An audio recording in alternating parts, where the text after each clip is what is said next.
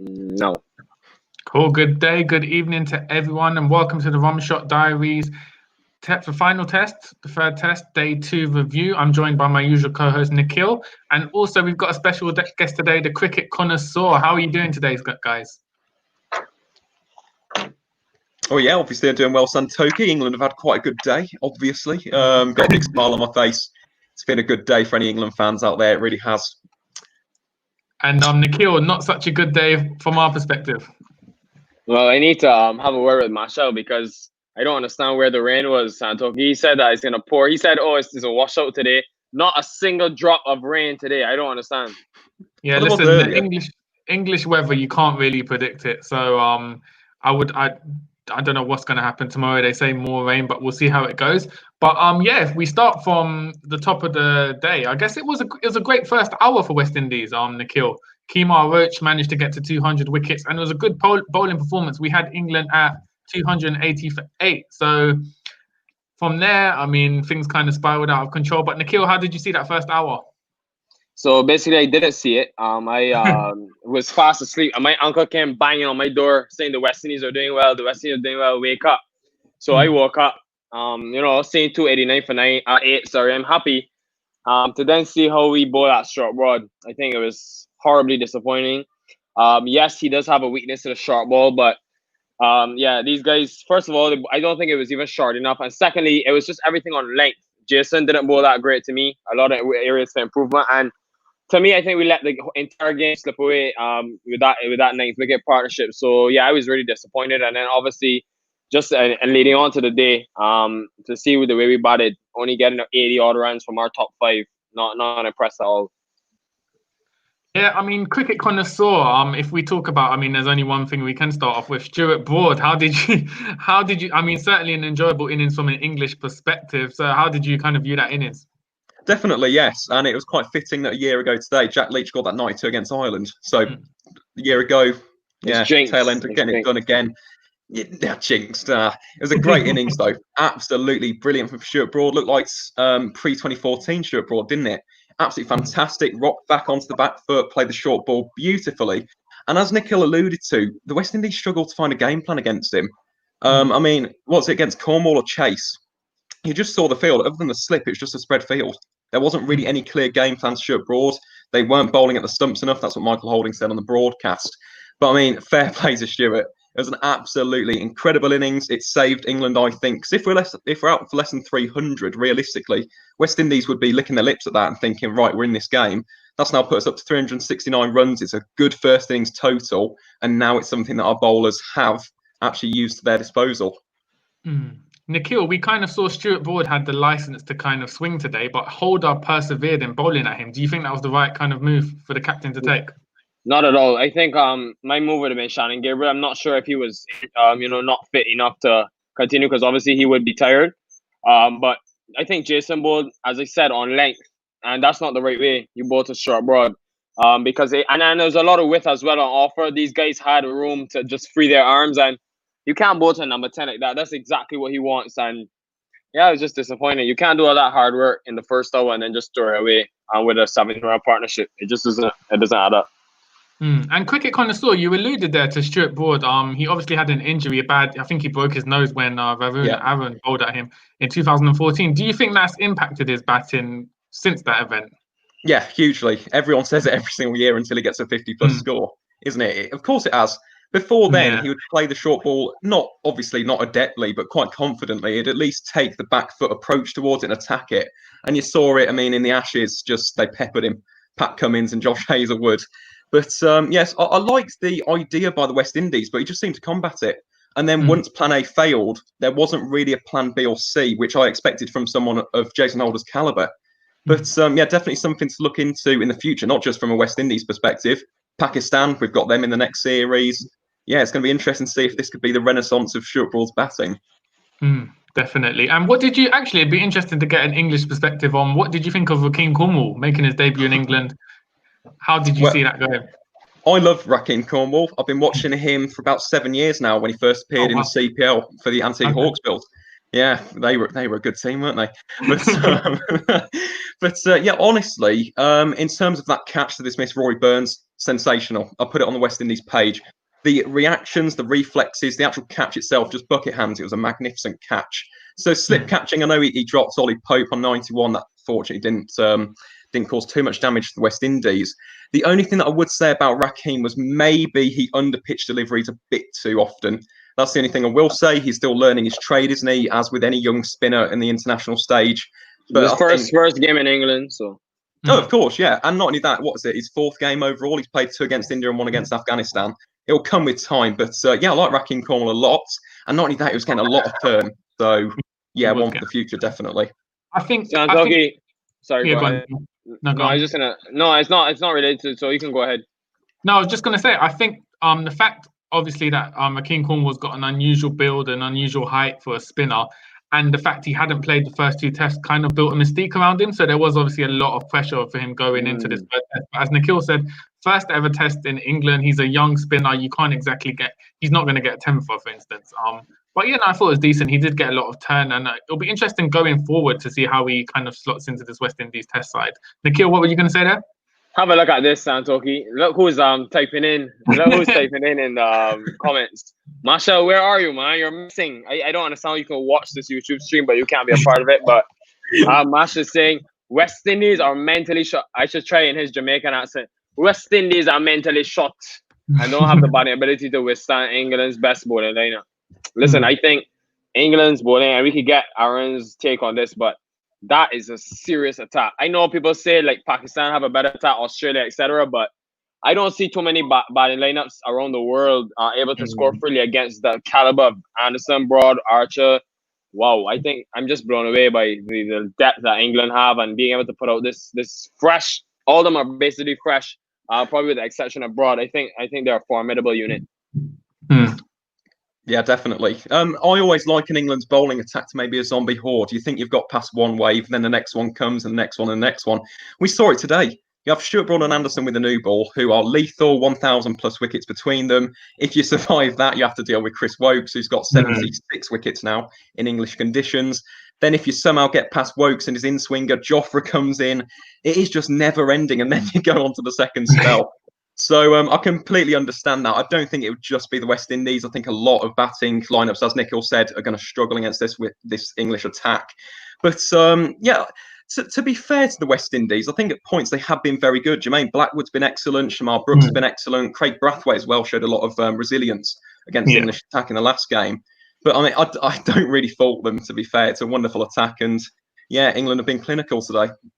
I think, go on, Nikhil. Before I pull out the next thing, I sat down today and I was thinking, like, what is really going wrong? And obviously, I want to be harsh on the guys and stuff, but then I just keep reminding myself that these are pretty much unforeseen circumstances. We have to remember where the players are coming from and what is already taking place. Like, let's not forget the West Indies are traveling to England at home. Secondly, we don't have near to the closer squad depth that England have to be able to rotate players at such free will. So, and playing 3 tests in probably, real close back to back. So I would say, yes, we want the West Indies to do well. We want them to see them win and stuff. But let's bear in mind the circumstances that we're dealing with here. These guys have not played cricket for a while. So I just want to compete.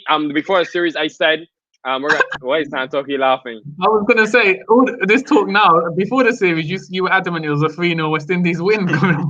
I changed that to 1-1. And I still think it's going to be 1-1. I'm just letting you know. But yeah. Do you think that's a 1-1 down to West Indies batting or 1-1 due to rain? Rain. Okay. Sure. I'm hoping. No, I just want to spend a minute on this. And then I want to hear what you guys, well, Santoki especially, but you guys have to say. How long should the team stay with this core batting group until they actually click? Are they undroppables? Short broad outscore the top 5 today. As I said before, I'm really disappointed with the contribution from the top 5. What I'll say is, I said it yesterday, I think we have too many resources. Yes, they may not be all great, averaging 35, 40, but we have way too many options coming from the first class setup, like a Shane Mosley, a Joshua De Silva, a Kyle Mayers, etc. And you have Darren Bravo and Shamron Hetmeyer at home. You've got guys in the reserves. You've got guys, and Nkrumah Bonner, for example, in the subs. We've got way too many resources to be sticking with the same 5 over and over again. I understand guys like Blackwood who are now coming back fine. Shamar Brooks has looked good. You can't drop guys after, you know what I mean? But someone like a Shea Hope, I think, I'm not saying do away with him. I know we're going to probably get into him a lot, but it's disrespectful to me, to other guys in the first class setup that are working hard, and Krumabona averages 58 and can't get in the team after 6 back-to-back poor performances. So, yeah, I think it's time for change, and we need to step up quickly. I think today, Hope, the delivery Anderson gave him was unplayable, like 9 out of 10 times. Any batsman in the world is going out to that. But if you look at the overall picture, Hope's, he's averaged, 14 this series? In the last 2 years, he's averaged 19. You can't, at international level, you can't have someone coming in at 3 and averaging 19 over the space of 2 years. But at this point, it does seem like he is undroppable, because if there was any chance to drop him, you thought they, for the third test, bring in some fresh blood, someone with a fresh mentality, because I think Hope just looks shot. Like, he just needs a break, go back into first-class cricket, as we said, and kind of regain his confidence. So I would like to see Hope dropped. I expect he won't necessarily play in the next series for West Indies.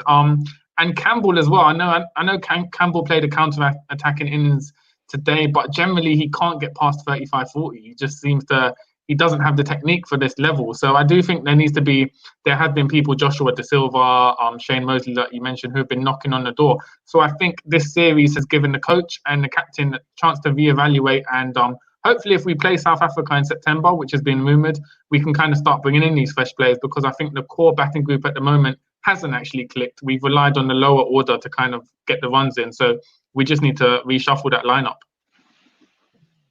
Yeah, definitely. And I like the sound of that series, West Indies, South Africa. That'd be quite nice. Both got very nice pace attacks. Yeah, and guys, before I move on to the next comment, I just want to reiterate, a lot of people have, talked about it today. I heard them on the commentators speak about why Shea Hope is not playing. For South Africa, he hasn't played in 3 years. This whole thing about Nicholas Pooran come in because Hope hasn't played for 3 years. To reiterate something here, Shea Hope has not played for South Africa, not by choice. He's played it because either he's had a series playing for the West Indies, or simply because of rest. When you play 3 formats, it's very hard for you to go into another tough first class season, as well as try to manage and balance your body and workload. So we saw it with Kemar Roach. He was only able to play 5 first-class games. Roshan Chase, for example, was not allowed to play, period. Or maybe he was, but, didn't decide to. But, yeah, guys, so before we comment, I just want to say, take all the circumstances into perspective here. Hope hasn't just sat out from first-class cricket by choice. Next comment. Was it bad batting from West Indies or really good balls by England? That's a tough question. Yeah, I would say really good balls. From what I've seen, the Campbell ball was pretty decent. Maybe could have been played better. I'll say maybe the 2 that could have been corrected is Blackwood. Maybe, playing with a big gap through bat and pad. But I look at the ball Craig Brathwaite got. It was really a decent delivery. Shea Hope, unplayable.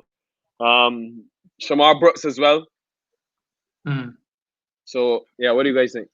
I think, yeah, as we said, that bowling lineup from England, there was no respite. The 4 Wokes, Broad, Anderson, Archie. If as a batsman you're looking for a break somewhere where you can have a break, there's nothing coming. So I think it were really good bowls by England, but as well, I think the confidence of West Indies meant even if it wasn't great bowling, you'd feel like they'd give away their wicket at some point. It didn't feel like they would build a big total. Cricket connoisseur, what are your thoughts? Was it good bowling or down to failings in the batting?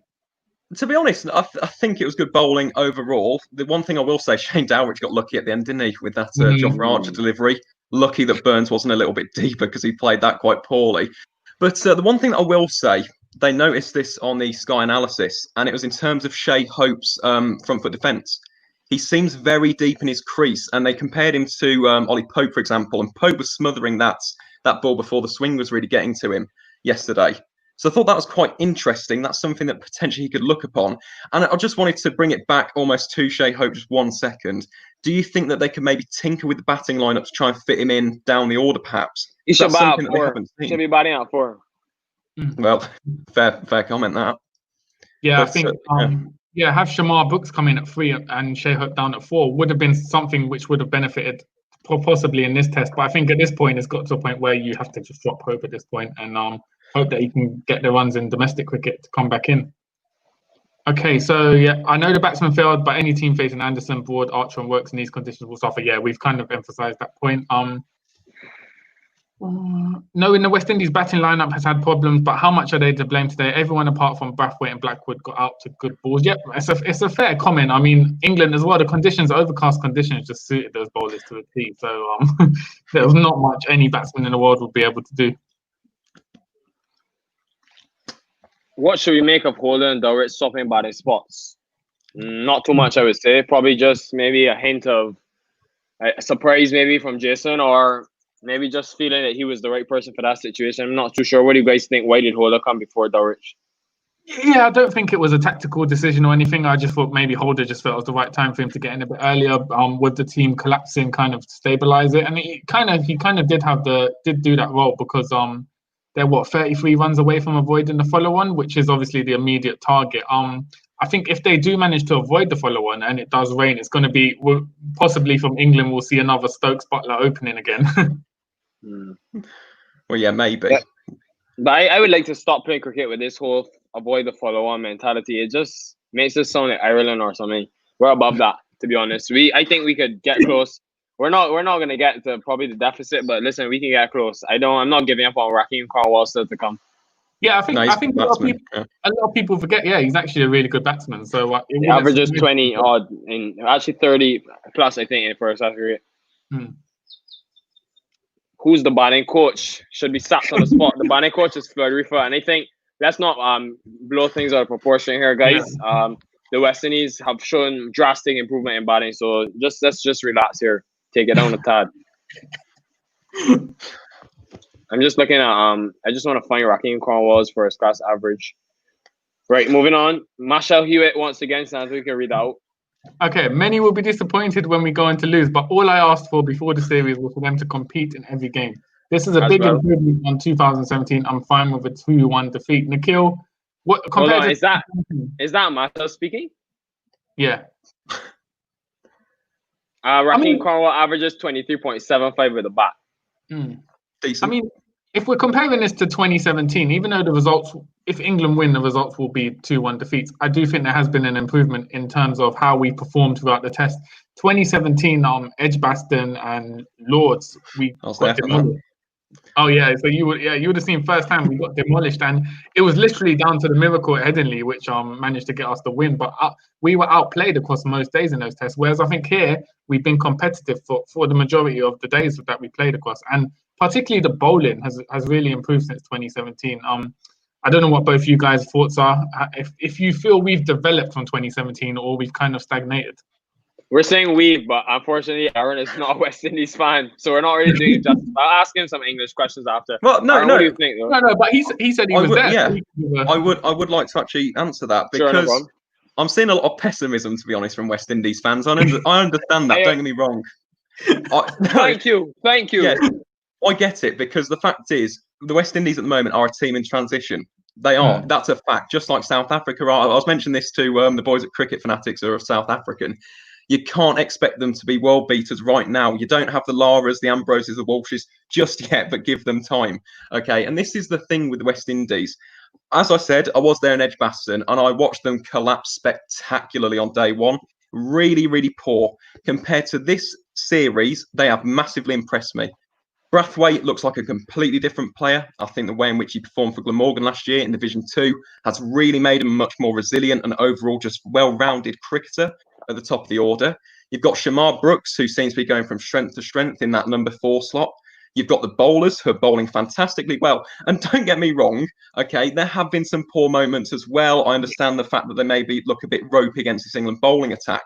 But for me, as I think me not being a West Indies fan almost helps me do this because I'm seeing it from a different perspective. The improvements are noticeable. And the fact is, if you give these guys time, you've got Cornwall, you've got De Silva coming through, you've got Mosley. If you can give these guys chances, the West Indies could go on to be quite a force, but it's whether or not the West Indies Cricket Board and, of course, West Indies fans are willing to give them that chance. So I just want to deflect it to you two. Okay, how many matches do you think you would give these young players in order to judge them whether or not they're good enough? Go on, Nikhil, you go first to that. I think, listen, based on the history of this, the way we've been doing things, you've got to give them, I would say, at least a year to settle in Test cricket. Flying all over the world, playing at home, in different climates and stuff. We can't be judging players off 3 or 4 games.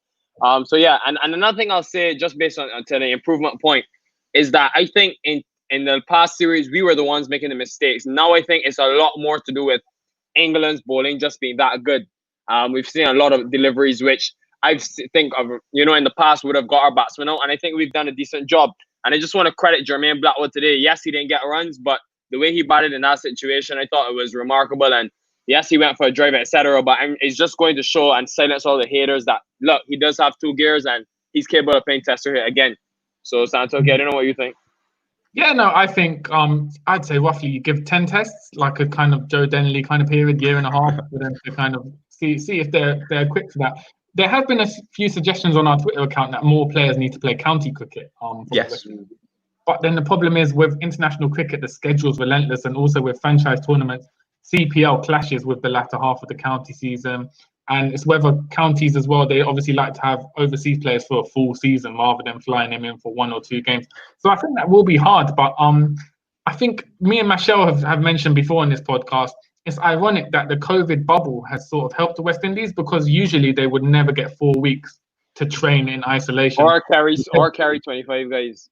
Or carry 25 players. And the intra-squad warm-up games were more intense than they would normally have, where they would fly in 2 weeks before the first test, play an under-strength county side on a flat pitch, and then be thrown into the first test. So I think the COVID bubble has kind of benefited them, and that's maybe why you've seen an improvement in the performances compared to 2017. Yeah, I don't want to touch on this too much because we spoke about this a lot yesterday in depth to length. So you could just look on yesterday's. Here's Michelle's fly-in, China Paul. Just ignore that. So wait, hold on. So for those of you who missed our recent pod, Michelle was advocating for Nicholas Pooran to open with Brathwaite, and then Chanderpaul and Pollard to come in the middle order. Even though Chanderpaul is 45 years old, he still has faith. He wants Chanderpaul in the test side. Nikhil, I could tell by your face. Not even commenting on that. Ayana, actually, thank you so much for... One question to Aaron, actually, because there was a question about over bowling. So for the cricket connoisseur, do you think England over bowls Jofra Archer? Because that did come in, or do you think he's kind of suited for that? In my opinion, we have done in the past. I think we did in South Africa. I think we did in the first match as well. For me, what I'd like to see with Jofra is almost as we've used him today. Instead of being the main swing bowler at the top, I'd love to see us have 2 swingers at the top of the innings with the new ball, and then use him as the strike weapon. He's the X factor. He's come in. You saw the way in which he disguised his short ball today. That was absolutely magnificent bowling, quick, sharp, fiery, all of the things you love to see from a fast bowler. So for me, I think we have over-bowled him. I think that's probably because he does have the ability to swing it as well. But for me personally, I'd like to see us have 2 opening swing bowlers and use Jofra behind them to kind of force a breakthrough. That'd be my personal thoughts on Jofra. And while we're on selection, let me ask you about England in terms of playing with 1 batsman short. Because I thought yesterday at 142 for 4, the West Indies had a real chance to, get into England's weaker batting order. Is this a model that you think you want to go with? Obviously, it's only like this because Stokes is injured. But are you feeling, uncomfortable with it, or you think they're capable? Aaron, you were calling for Josh Butler to be dropped, but he got a 50. Hang on. At the same time, I think that secures his Pakistan spot. I honestly think so.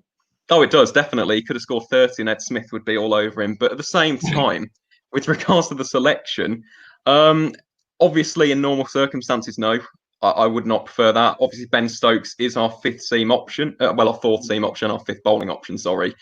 It did make us look vulnerable. And being an England fan and seeing us, for example, last year get bowled out for 86 against Ireland at Lord's, I was absolutely dreading it. I thought we'd be all out for less than 200 at that point. So big up Ollie Pope and Josh Butler for that.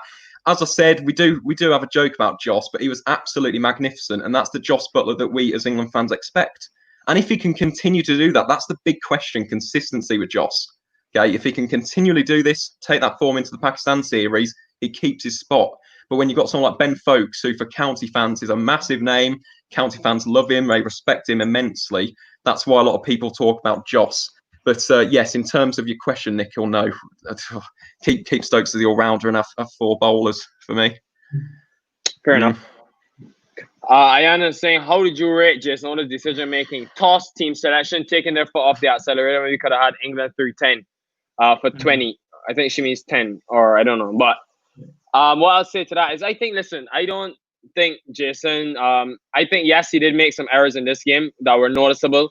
I think he went on the defensive way too early, bowling to guys like short broad and allowed them to, accumulate a lot of runs. But he's a young, not a young captain. I can't say that anymore. But he's an improving captain. I think every captain makes mistakes. Some point you look at Joe Root, there's always going to be mistakes. So I can't be too hard on him. Yes, the toss, everybody will say now in hindsight it should have been thing. But I'm telling you, if he would have never known that the pitch wouldn't have had in that much based on how it played in the second test. And secondly, if in hindsight, if the West Indies are bowling out for 200, everybody was screaming Jason Holder's praises. So let's just, you know what I mean.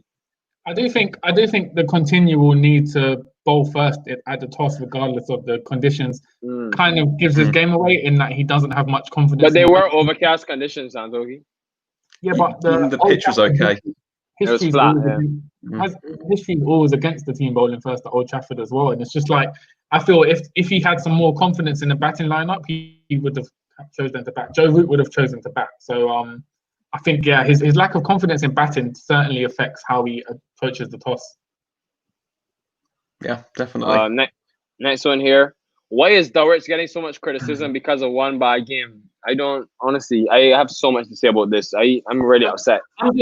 I'm just gonna go and say I've said this before. The reason is we've seen in the English media, there's always a comparison. Even today, they were comparing Kemarich to Andy Roberts because of the wickets. There's always a comparison with the current core of West Indies players, comparing them to the great sides of the 70s and 80s. Now we know that side was probably once in a lifetime, amazing world-class side, but this continual comparison kind of hinders the modern day players because there's a lot to live up to. And we've seen with Shai Hope, he's someone who, in terms of his confidence, his body language, the way he plays, he most resembles a player from that golden era. So you've seen in the English media, there's always this idea that you should give Shai Hope another chance. He deserves this spot. So I think it continues the agenda to advocate for Hope to take the gloves, knowing that he's not batting well because this will keep him in the side, with the hope that eventually he will come good and fulfill his potential. But from my perspective, Shane Dowich has been one of our top batsmen, most consistent batsmen for the last 2 years. So for me, there's about 3 or 4 players who would get dropped ahead of Dowich. Nikhil, I know you have a lot to say about this. Aaron, you go first. Yeah, I was expecting that. All I'll say with regards to the English media, don't take it too seriously. They do put some nonsense in there sometimes, and that includes England as well. Yeah, God, don't believe what you read at face value. But in terms of Dowich, I mean, I don't really understand where this has come from. He has struggled with the gloves. He struggled with the wobble, hasn't he? As soon as the ball's passing the bat, he struggled. Yeah. What was it today? 12 buys or something like that, which is, well, it is quite a few, to be honest. But I mean, in the first game, he scored, what was it, 60, 61 runs? He's not been the West Indies' worst player, if anything. And for me, I'd probably keep him in there for the moment. I understand about Josh De Silva. I don't understand about Hope. I'd rather have De Silva over Hope personally, and give Hope some time away from the game, as Santoki said earlier. But yeah, I think for this series, no, there's no reason to drop him, to be honest. So I'll pass over to Nikhil. Basically, look, I tweeted about this yesterday. I think I don't understand. We have this problem in the West Indies about always wanting to bring down our own. Yes, I understand when a player is not doing well, you criticize, etc. Fine. This guy, up to 2019 January, won us basically double-handedly, along with Jason Holder, won us a test. I don't know, I have to credit the bowlers, etc. But in terms of with the bat, these two guys carried us throughout the entire series. Shane Dulwich has come in leaps and bounds with the bat. When he's at the crease, you feel a lot more comfortable. Yes, he has his difficulties against short bowling. I think that's also improved. But I don't understand we can sit and say, Shane Dulwich, I'm seeing messages come on my phone, Dulwich should be dropped. I don't understand. Yes, Joshua De Silva, etc. But why are we rushing someone into cricket when we have a perfectly suitable replacement? We've gone through players that have had terrible series and they still have a place in the team. And the thing is, Shane Dulwich, to me, hasn't even had that bad of a series. He scored at 61. He scored at 20 off 37 deliveries to help the West Indies get over the line. He's had a couple of starts. I don't understand why we're with this drop Dulwich logic. Yes, I agree he did struggle with the gloves, but those are tough conditions that we're keeping. You saw the way the ball moved yesterday, and I know he's very capable as a gloveman. So put away all this drop Shane Dulwich thing. It doesn't make any sense. Honestly, it does not add up. Okay, if the team is thinking with Shea, shouldn't he be sent to first class in a place like maybe South Africa, Australia, places that has true surface and challenge? Let me just speak on this. there's no, you have to understand, yes, it's great to say, oh, let Shea play this cricket, let him play this cricket.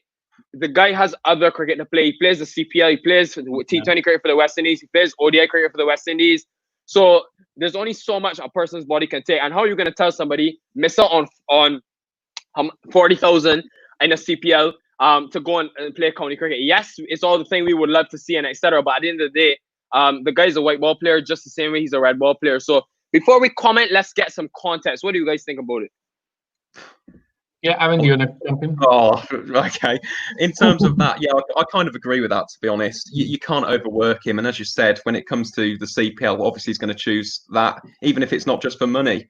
But I do think that he should be playing some first-class cricket somewhere, whether that's in the Caribbean, whether he goes and plays grade cricket, maybe when the West Indies aren't touring. He does just need that if you are looking to make him a red ball player in the future.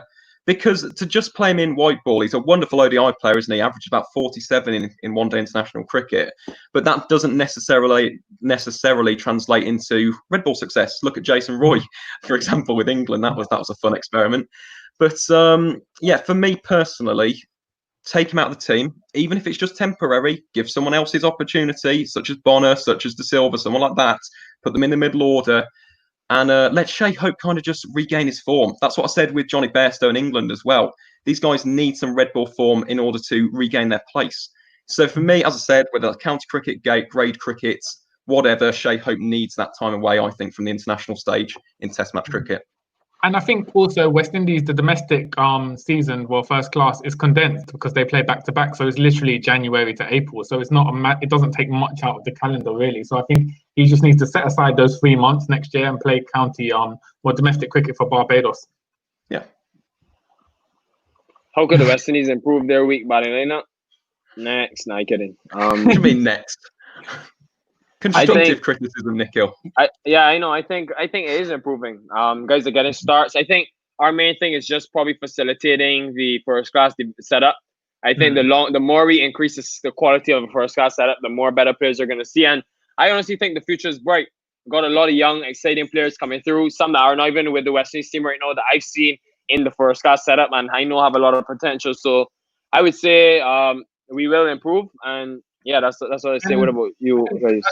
To add to what Nikhil said, obviously it's exciting. We're seeing young players come through the first class system, but don't forget we've also got Darren Bravo and Shimron Hetmyer sitting at home. Bravo, I mean, he's the world class batsman as well. He hasn't played in recent times due to issues with the board, but he did come back last year, get into the Test side, and he's someone with experience and quality to kind of lead this side. And I think the Test side is a very young side, and they've never had that sort of experience because as soon as Jason Holder took over, you had the likes of Marlon Samuels, Dennis Ramden, Shivnarine Chanderpaul all retire. So there hasn't been that experience, and Darren Bravo can provide it. Shimron Hetmyer is someone with unlimited potential in red ball cricket, and then also you've had rumours about Nicholas Pooran coming in. So I think there is a bright future for West Indies Test side at least. Yeah, definitely. I'll echo that 100%. We just need to give them time. And obviously, that is. I say this is the thing. I understand that as a West Indies fan, because if you've gone from the absolute peak, you had one of the greatest Test teams of all time, one that we in England absolutely adore. People talk about Lara, Richards, all of the West Indies greats here. I completely understand that. But the fact is, it takes a lot of time. And as this next comment says, these guys have been playing together for 4 years. It does take longer than that. It might not be this generation, but this generation lays the foundation for the next generation to kind of pick up the slack and take the next step up. But yeah, as I said, it's tough. I understand that. I understood it when England in 2015 World Cup, when we got knocked out by Bangladesh and we were right at the bottom. And look where we came. I understand that's ODI cricket. That is 4 years. And it's the same time frame. But in Test cricket, just give them time. Allow the first class cricketers to come through the ranks. And as I said, hopefully in the future will pay off. So I was going to say, sorry, in that period since the 90s, since the great era of West Indies ended, you've seen the financial disparity kind of increase between sides. Yeah. So the resources of like England, Australia, India are incomparable to West Indies. I mean, you've got situations at the moment where Mitchell Starc chooses not to play the IPL to focus on Australian cricket, whereas someone from the West Indies, they simply can't afford to do that. So resources and a financial gap has increased in that period as well, which hasn't obviously helped the West Indies in their development. All I'll say is resources. Just bear in mind, we don't have the amount of people England have. We don't have the amount of people. We don't even have a fraction of the amount of people India have. We don't have the amount of people that any other nation have. So just bear the resources part in mind, the finances part. But listen, they're gonna keep talking now. When I make my prediction, when I said in the next 4 years that we're gonna be the best, a great test nation, well, then they'll sing my praises. So I'll just wait on that. I think we mentioned on the last pod a team we should look at is New Zealand in terms of how they utilize their population size to kind of punch above their weight. So I think that should be the aim rather than us being like the next India or Australia in cricket. Santoki is supposed to do more research into this one. What is the point of having 25 players and not picking them because of financial reasons? So that was Machel kind of alluded to it yesterday in that players from the reserve squad, if they were picked in the match squad, there had to be a fee paid, and West Indies didn't want to pay that. But I'm not sure about the details of that. So we can talk about that on tomorrow's show once Machel returns, I guess. Yeah, guys, let's get through them quickly because we're already over 35 minutes and there's a lot more. So let's just go run through some of them. Hope have to go. Thank you very much, Valiston. Is that the player or just the general feeling of him? No, I think because he also said this. So, West Indies should probably use Shannon the way England used Jofra in this test. Yeah, in spurts because of the fitness, but I would have personally not like to see Shannon playing. Should the West Indies look out of first class cricket and take a punt on Puran? Players with a first class average of 30 are only going too much. No, they should not. Okay, wait, hold on. Let's because obviously we're biased because we're West Indian. Aaron, from your perspective, Nicholas Puran's played 3 first-class games in his whole career. Those were 6 years ago, but he's obviously got amazing potential, particularly in white ball cricket. He's a world superstar. Based on the talent he has at cricket, would you fast-track him into the West Indies side? Test side? See, this is the thing, because it can go both ways. And as an England fan, we've seen that. Jason Roy, that wasn't a good experiment. Jofra was a fantastic experiment. I think, realistically, if you're genuinely getting to that stage where the batting is just not improving at all, you might as well just give it a go. He doesn't necessarily have to come in. Just keep the expectations a bit lower, obviously, because he doesn't have that first-class backing. But bring him in. Here's my thing, right? How can you tell someone like Nkrumah averages 58 in the first-class setup? You have Joshua De Silva, 4th most runs in their first-class setup. Shane Mosley, 4 seasons, 450 runs plus. And you're going to bring somebody like Nicholas Puran that's never touched. Well, he's played 3 matches. Just bring him in based on talent. It's not fair. It simply isn't fair. Nikhil, all I'll say is look at England in the World Cup. Look at David Willey's spot. David Willey was just cast aside for Jofra Archer at the first instant, wasn't he? And at the same time, so was Jason Roy. Dom Sibley should have came in for the Ashes. I was going to say that a professional game, there's no room for sentiment. I mean, if you look at even England, Adil Rashid said he wasn't going to play first-class cricket, and they still. He ended up playing anyway. Playing Test. So if you were looking at sentiment, you can't really go with that. Speaking of Shannon, is he the finest fast bowler named Shannon plying his trade in men's cricket today? Are there any others? No, I can't think of any. Question. All jokes aside, Darren Bravo should be. Marcel has a serious soft spot for Darren Bravo, though. Honestly, Santok, somebody. Yeah, but it's about the attitude and the mental as well. Somebody told me today that you guys are gonna rip into Shea Hope. My uncle told me as Shea Hope got out, he said you guys are gonna rip into him. Yeah, because Shea Hope, he shouldn't be anywhere near this test team for this test, I don't think. But Darren Bravo, for me, it's a tragedy that he never played at his peak test cricket because he missed 4 years because of a tweet and an issue with Dave Cameron from the cricket board. So I would love to see Darren Bravo just kind of get a regular run in the test side. I think with these West Indies fans in the comments today, this is a perfect show for Marshall because he would sort of put some of them in their place. Unfortunately, he couldn't be here. WICB president said the 25 reserves were not considered because it would mean not 25 reserves. There's 13, I believe. It'll be 10 or 9. Yeah, we're not considered because of me raising their pay since they're at different pay level contract from the 15-man squad. How ridiculous. True, but at the same time, let's not forget the financial struggle of Cricket West Indies. How bowled first in India 2 versus Afghanistan? How obvious can it get? Oh, he bowled first, sorry. Who's that? He means Jason, as in he keeps bowling first. Okay. Give De Silva a chance. Aaron, no, yesterday, let me ask you this quick question. Well, we're really going over time here, but the comments keep on coming. Anyways, there's only a couple more. yesterday, Masha was speaking on the fact that we tend to rush our players into the first class setup too quickly. You look at someone like a Josh De Silva. I know you follow the West Indies first class level to some degree. Do you think it will be rushing players like Mosley and Joshua De Silva in, or you would advocate for giving them more time, or you think it's time to play them? I think with Mosley, I want to see more of him. I mentioned this on our preview show, didn't I? That one, magnificent, was it 155 against Trinidad or Jamaica? I keep on forgetting who it was against. I think it was against Trinidad. This is Mosley, yeah. It was Trinidad. So I want to see more of Mosley. I think he's pretty much ready. The thing with Josh De Silva, it is more difficult because you could bring him into the white ball first. He's got that talent. He showed it for the emerging players, didn't he? It's a tough one. It's a really difficult one. As I said, if it gets to that stage where they're genuinely, I don't know, not last resort, but getting towards it, then yes, bring him in. But I think it's a good point of Josh De Silva. He's a wonderfully gifted player, great talent, got great glove work as well, Josh De Silva behind the stumps. I think for me, give him a little bit more time to mature and then bring him in.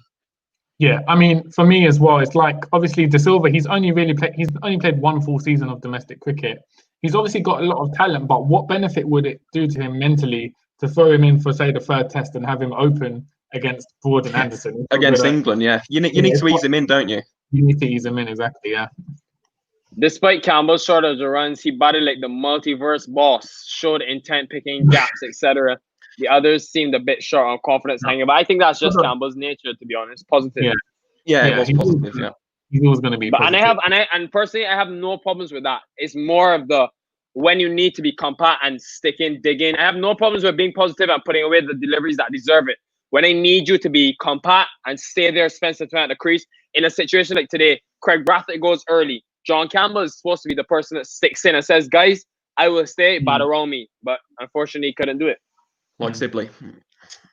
Exactly. Anyone has thoughts on why other teams such as Sri Lanka, New Zealand, and Pakistan, who have various resources, restrictions, financing, player pools, inability to play at home, rank above the West Indies? I don't know how much player pools. Exactly. These guys, New Zealand, fine, but Sri Lanka and Pakistan have a lot of people. Yeah, the population, I was going to say. New Zealand, I guess, is a talented core, and they've obviously invested a lot of time in their resources and stuff. But I'd say we're most comparable to New Zealand. We're not comparable to Pakistan. Pakistan's a cricket-mad nation. Yeah. Hundreds of millions, so yeah. All I'll say about New Zealand, they do get South Africans in. They bring them up through their domestic route. I know it's not the smartest time to be asking questions because we're limited for time, but this Joe Denley thing, y'all have dropped Joe Denley, and this somebody that averages, you know what I mean? 29. You look at Shea Hope and look at Joe Denley in terms of number 3. He would literally blow away everybody else in the West Indies team and get in. What's your take on it? You think it's harsh, or I mean, it's pretty tough to the guy that's getting 20s and 30s consistently to just say, look, you're done. And would you keep him in the test setup, or is he done for good? What do you think? Oh, no he's chance. 31, I think. No, he's 34. He's older than that. Okay, 34. Yeah. he's not a spring chicken anymore, Joe Denley. But for me, of course, he has a role. He's a good player of spin as well. This is something that I have noticed. He's got a very nice front forward defence. So for me, he definitely has a role in the team. I think just for this series, we wanted to trial out Zach Crawley. Whether or not Joe Denley is going to be consistently picked in England, that's a completely different story. But I imagine for, I don't know, 5-match series in India, for example, I'd play him at 3. I think he's very stubborn. He's very resolute. I understand the need that we need to kind of score runs, and he does create some pressure. I understand that as well. But for me, I like him at 3. I just think he wasn't the right man for this series when England were looking to not make Zach Crawley's career, but trying to, experiment with him, see if him working at 3 or 4 would work. So definitely has a place in the team for me. Maybe not in the Pakistan series, but definitely in the future. I do see a future in an England shirt for Joe. West Indies have 3 good wicketkeeper batsmen: Hope, Purant, and De Silva. This guy's probably from Guyana or Trinidad. Dulwich's vulnerability to the short ball was exposed in the first inning. Probably just autocorrect. Don't be so harsh. I'm just kidding. In the first innings of the second test, and the batting coach did nothing. To be honest, I think Dulwich didn't handle the short ball too badly in the first test. Honestly, if I'm being honest.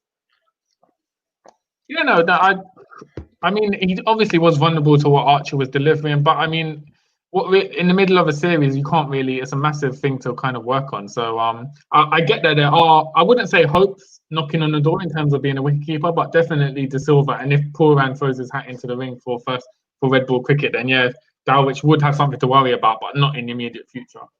People are coming out for our next Santoki.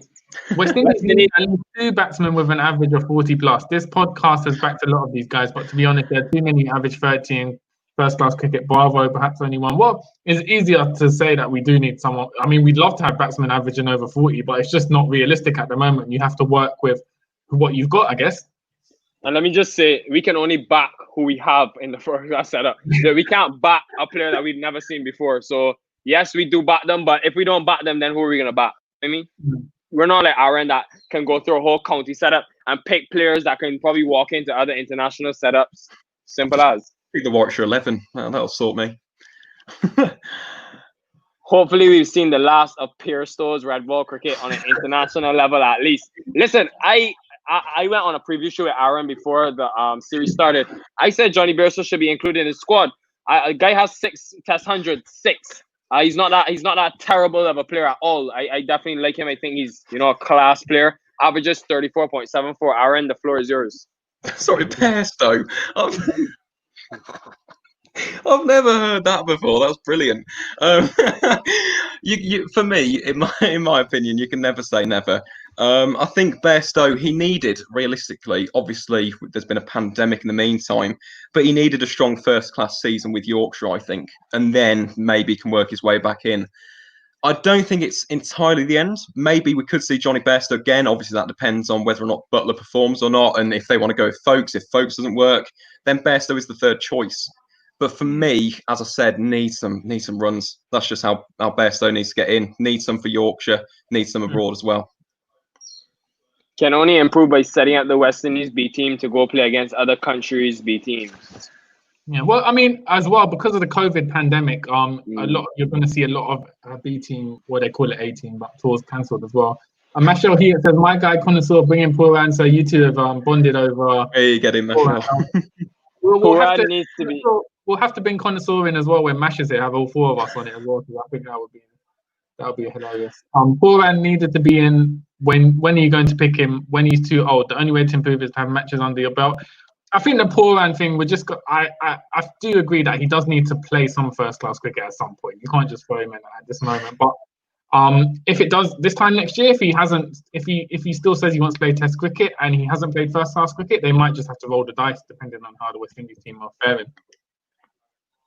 Okay. These guys are really out for me today, boy. So hold on. I'll read this one out. So Chatil says, it's about winning matches, Nikhil, not about being mates, which is hinting at the Bayesian mafia controlling things. No. Listen, I said I thought Hope should not have played. Simple as. I don't know if it has. I'm not inside the West Indies camp to say it's anything to do with being mates. So, yeah. And listen, just because the guys are from Barbados, check the stats, buddy. All right, Barbados won the Professional Cricket League. There's a reason that there's 13 Barbadians in the squad. Kalmir 754 runs. So yeah, just bring the other names that you thought should be there instead of the same Barbadians. And let's not forget, the only reason the West Indies have done well recently is because of these same said Barbadians. Not to be biased, but I'm just trying to say. Are you gonna sing the Bayesian national anthem? Listen, Jason Holder, Shane Dulwich, Craig Brathwaite, I could go on and on. All right, next question. What can the West Indies do to solve this penalty? This one is more, what can the ICC do to make sure that cricket is on a more level playing field? West Indies, it's not like football where you can get taken over by a rich owner. West Indies have to deal with whatever income they have. It's down to the ICC. How do you make cricket more competitive between nations? How do you sort out the resources and funding? And that's a long-term issue. So, yeah, I don't know what you guys' thoughts are on that. Yeah, I agree. I couldn't put all my thoughts into this podcast, to be honest. There's a lot with regards to ICC revenue disparity. I agree. Also, I was hoping to bat at 4. In my opinion, he's good at batting in that position. I agree it could have been worth doing for this test, but I think at this point now, you've just got to drop him. There's still a second innings. Yeah, good point. Yeah, well, maybe. Depends on the weather. But okay, left field suggestion. How about offering Daniel Bell Drummond a place as opener? Reverse job for Archer. Gone. No, Daniel Bell Drummond's a very good player. I wouldn't want to see him playing against England. He's been brilliant for Kent. I guess it also depends on what benefits are there for Bell Drummond for committing to the West Indies. I mean, there wouldn't be any financial unless he just wants to play Test cricket. Which he could do. He's a brilliant player, to be fair. I'm surprised there haven't been more talk about him in the English media, to be honest. He's been brilliant for Kent. Yeah, top class. Okay, last few questions. Nikhil's argument about not bringing in Pooran ahead of certain players who have performed well in first-class cricket should apply to Hope. How should batsmen that perform in first-class cricket feel behind Hope? So I guess Michael Holden alluded to this on Sky. Go on, Nikhil. Excuse me, I said that Hope should be dropped. I sat down here and said it was disrespectful to Nkrumah Bonner. So you know what it is? Yes. You know what it is? Obviously Aaron wouldn't know this, but for obviously the past 6-7 episodes of our podcast, Nikhil's been defending Shai Hope down to the very last moment, answering him. Not really, because I said that he shouldn't have played. To be honest, this turn on Shai Hope has come as a shock to a lot of our fans. But obviously Nikhil's said Shai Hope needs to leave the team at this point. So I think we can stop this agenda that Nikhil's defending him at this point. And stop with this Barbados bias thing. There's none. Okay? if Jason Holder was from Trinidad or if Shane Dowers was from St. Kitts, I would still appreciate them the same way. There's no Barbados bias. Does it hurt the current does it hurt the current West Indies team that West Indies is actually a group of independent nations in comparison to other countries which are playing cricket at a higher level? I think obviously the culture of the team, it might affect that in terms of you've got players with different, like a Jamaican and a Guyanese player are going to be completely different cultures in terms of bonding as a team. But other than that, I mean, they couldn't play as a group of independent nations. I mean, most of the islands in the Caribbean are under 1 million population, excluding Jamaica, for instance. So I don't think it hurts them in terms of the actual performance. Mainly only the team dynamic, I guess. Nikhil, I don't know what your thoughts are being based. Aaron, what do you think? Well, from an onlooker point of view. Well, I love the West Indies, so I wouldn't break them up at all. I think it's very unique in this day and age, and it's fantastic to see guys from. Just look at the top 10 run scorers or wicket takers. You see all the different flags, all the different nations, and it's just a brilliant kind of collective of a Caribbean talent. So I definitely wouldn't change it for the world. I think the only thing it does is probably is just that it creates disparity amongst fans. I mean, everybody just jumps on you, say, "Oh, this guy is only playing because he's a Bajan. This guy only is not playing because he's Guyanese," and I think it just needs to stop. I don't think there's any bias in it. I just think the Barbados players are performing well. If they're performing well, what are we supposed to do? Not play them because they're from Barbados? I just don't understand it. I was going to say also, if they were independent nations, realistically, you would only ever see Barbados, Trinidad, and Guyana performing as teams. The rest of them, you wouldn't see that. Scoring a pair against a Test team that never won a Test stays with you, obviously. Is that Johnny Best, though? Though. Unreal. All right. I think, Mr. Best, how are you? I think it's a shame that Shamar Holder, the best fast bowler in the regional competition this year, has not been given a chance in this series. I thought he should have been as well. Yeah. In terms of rotation purposes. I agree. I think he should have come in for this third Test. He's just someone fresh, come in with pace, and I think West Indies would have benefited them, especially seeing how Gabriel has kind of lagged in the past few Tests. Aaron, what are your thoughts? Have you seen a lot of Shamar Holder then? I have, yes, for Barbados and for the Tridents as well. He played in the CPL, didn't he? I believe played a few matches. I love his pace. I really do love his pace. I love fast bowlers. And you just look at the way, well, you mentioned Shannon Gabriel today, also Jofra Archer. There was just that little bit of extra pace and bounce off the pitch, nice bit of carry. So for me, yes, I wish we would have seen him. But with that being said, I think we'll see him in another series. Definitely, he's got bags of potential. I like Shamar Holder a lot. What are your thoughts on O'Shane Thomas kind of coming in? I'm a Talawars fan, so might be a tad bit biased. Test cricket, I'm not sure, to be honest, with O'Shane Thomas. I think my only problem with him is consistency. That's the only thing I've got with O'Shane. He's got bags of pace. He's absolutely electric. I'm guessing, Nikhil, you remember as a Tridents fan. Middle stump York on Shai Hope in 2018. Yeah, that's a beautiful bit of bowling. But for me, I don't think he's ready just yet. I think Shamar Holder and Joseph are out competing him for that express pace slot, in my opinion.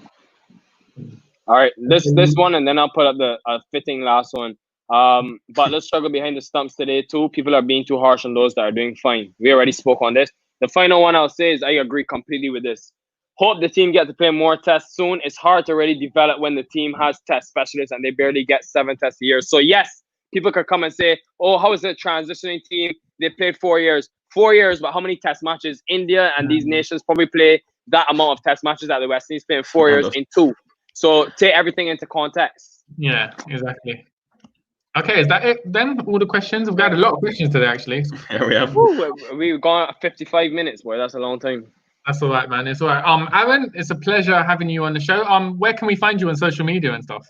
Oh, just at the Cricket Connoisseur _ on Instagram and on YouTube, the Cricket Connoisseur. But I just want to say thanks for having me on, Santoki, Nikhil. Hopefully, I'll get to come on with Mashel as well. I love the podcast, listen to it on Spotify, and yeah, big up yourself. It's been a fantastic live stream today. Amazing. Yeah, you've been a great guest, and clearly you know a lot about CPL. So hopefully you can come on as well when we're talking about CPL. That'd be great. Jamaica are going to win. Oh, I have to take back that invite now. Lamachane, we're sorted. Well, Santoki, we know isn't winning for sure, and that's Guyana. All right, on that note, all right, guys, Nikhil, Aaron, it's been a pleasure, and thanks everyone for tuning in.